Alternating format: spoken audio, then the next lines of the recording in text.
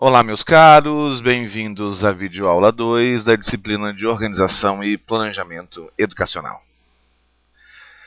Nesta videoaula, nós abordaremos os elementos constitutivos de uma prática pedagógica baseada na teoria de projetos. Começa a sua aula retomando Bertolt Brecht, quando nos provoca e diz: quanto tempo duram as obras? Tanto quanto ainda não estão completas. Pois enquanto exigem trabalho, não entram em decadência. Convidando ao trabalho, retribuindo a participação, sua existência dura tanto quanto convidam e retribuem. As úteis requerem gente. As artísticas têm lugar para a arte. As sábias requerem sabedoria. As duradouras estão sempre a ruir. As planejadas, com grandeza, são incompletas. Falar de planejamento a partir da provocação de Bertolt Brecht e da dimensão da incompletude da prática de planejamento nos leva a abordar a relação entre plano de aula, projeto didático e sequência didática. Ao planejar o ensino e a aprendizagem, nós recortamos de um plano maior, o projeto político-pedagógico da escola, e dos planos de ensino anuais, os temas e as problemáticas serão abordadas nos bimestres letivos, nas quinzenas letivas, ou até mesmo nas semanas de aula em torno de um tema. Para isto, plano de aula, projeto didático e sequência didática são possíveis ferramentas para a construção de boas propostas para a prática pedagógica. Estou me ancorando aqui para abordar a questão do projeto didático na perspectiva de Jean-Pierre Boutinet, Antropologia do Projeto, na perspectiva de Antoni Zabala, a prática educativa, como ensinar, com o recorte da educação infantil, o poder dos projetos, de Jude Helm e Sally Benek, novas estratégias e soluções para a educação infantil, e aprofundando com projetos pedagógicos da educação infantil, da Maria Carmen Silveira Barbosa e da Maria da Graça Souza Ward. Vamos lá? A estrutura básica, tanto de um plano de ensino, um plano de aula, de uma sequência didática ou de um projeto didático, tem alguns elementos que são comuns. Outros que são necessários especificamente ao gênero escolhido. Então, apontando, nós precisamos ter um diagnóstico, que funciona como ponto de partida, e aqui destaco eu. O diagnóstico nos diz, nos aponta, nos informa aquilo que os estudantes já sabem, e isso é comum tanto ao plano de ensino, o plano de aula, quanto ao projeto didático, quanto a uma sequência didática. Um tema e uma situação-problema, especificamente em um projeto didático. Um plano de aula e uma sequência didática não precisam apontar uma situação-problema. Uma fundamentação teórica, uma justificativa, especificamente em um projeto.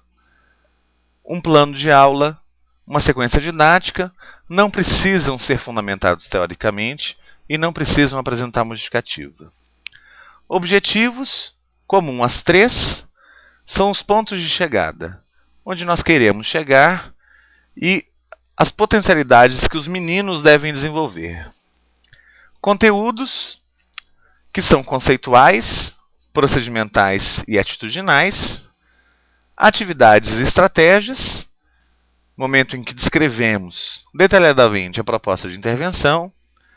A avaliação da aprendizagem, onde indicamos com quais atividades e quais critérios nós vamos executar a reflexão sobre a prática. Recursos, que podem ser de uma infinidade de ordens, essencialmente os humanos, os materiais, além das referências bibliográficas, tanto as fontes de pesquisa utilizadas pelo professor, como as fontes de pesquisa e de estudo que serão disponibilizadas para os estudantes. Livros, artigos, notícias, reportagens, sítios da internet, entre outras possibilidades.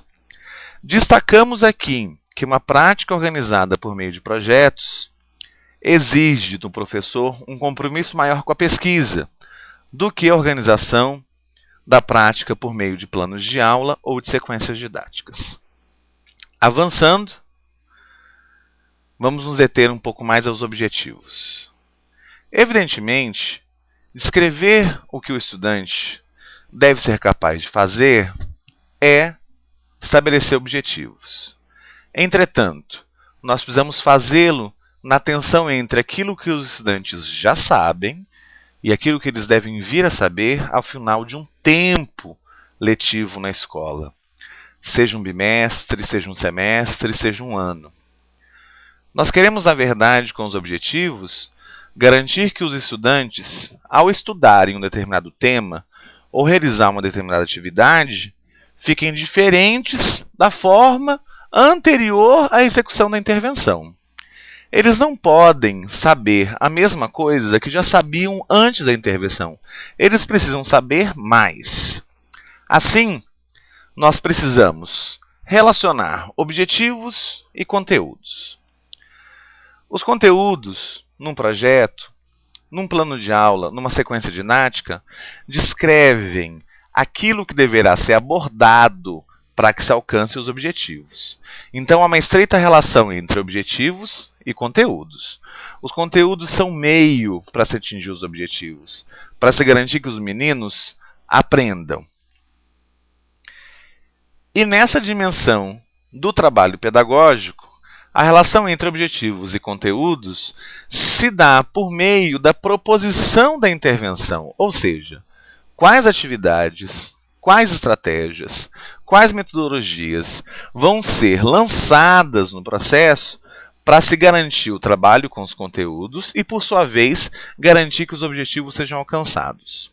As atividades, estratégias e metodologias explicam no documento que nós escrevemos, chamado projeto, ou chamado plano de sequência ou plano de aula, como serão trabalhados os conteúdos.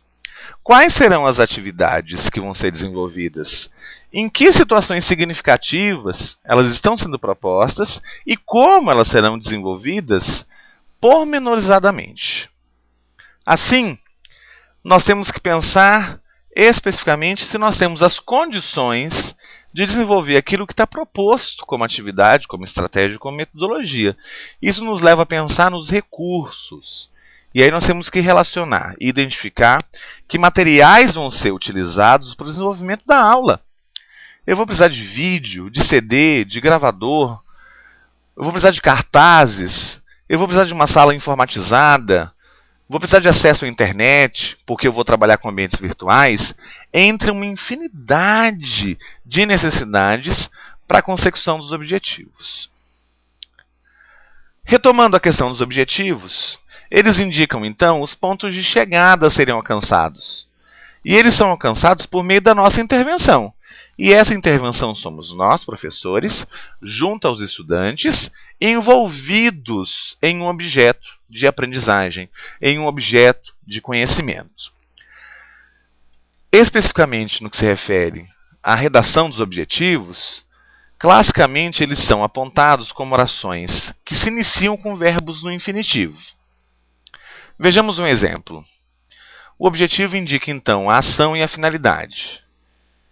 Eu gostaria, numa aula, que os meninos fossem capazes de resolver problemas de matemática que envolvam expressões numéricas. O objetivo está apontado, mas ele não está claro. Ele indica a ação, mas não indica a finalidade. Eu não estou conseguindo dizer para que os meninos devem resolver problemas com expressões numéricas. Então vejamos. Resolver problemas matemáticos que envolvam expressões numéricas para o desenvolvimento do raciocínio lógico e a criação de alternativas que ajudem a resolver problemas do dia a dia. Aqui eu tenho mais clara e de forma mais específica a indicação tanto da ação quanto da finalidade. Isso deixa muito mais tranquilo para o professor o desenvolvimento da sua intervenção, porque está claro que objetivo ele vai perseguir nos momentos em que ele estiver junto com os estudantes. As estratégias e os procedimentos para este objetivo deste exemplo. Resolução de expressões numéricas.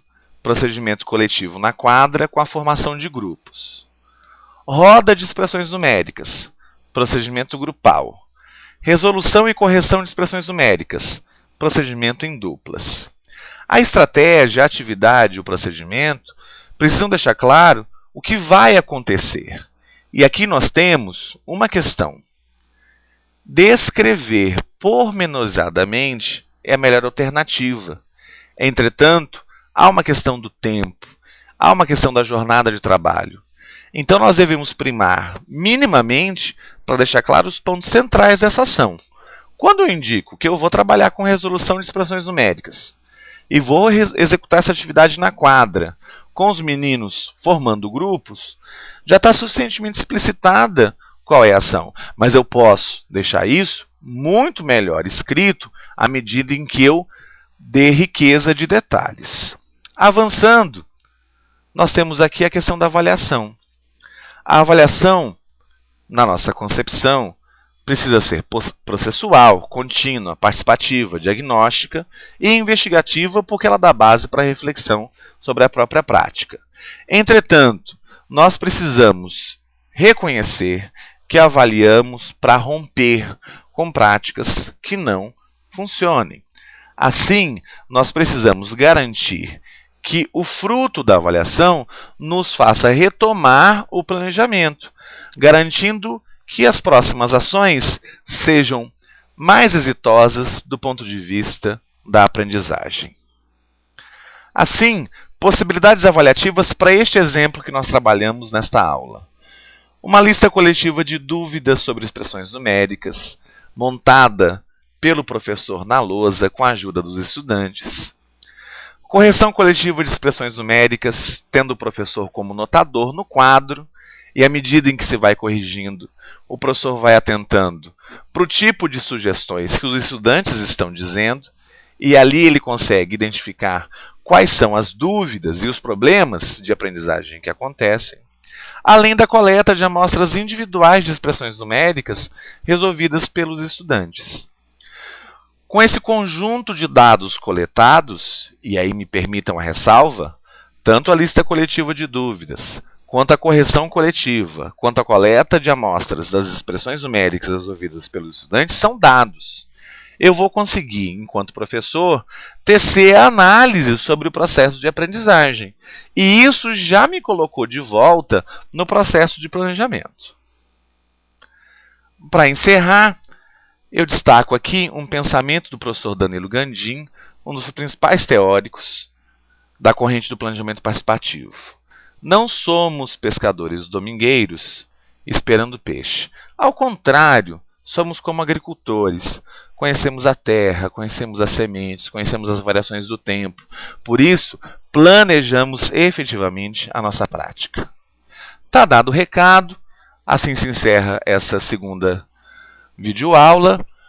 Façam as atividades no ambiente virtual de aprendizagem e até a próxima.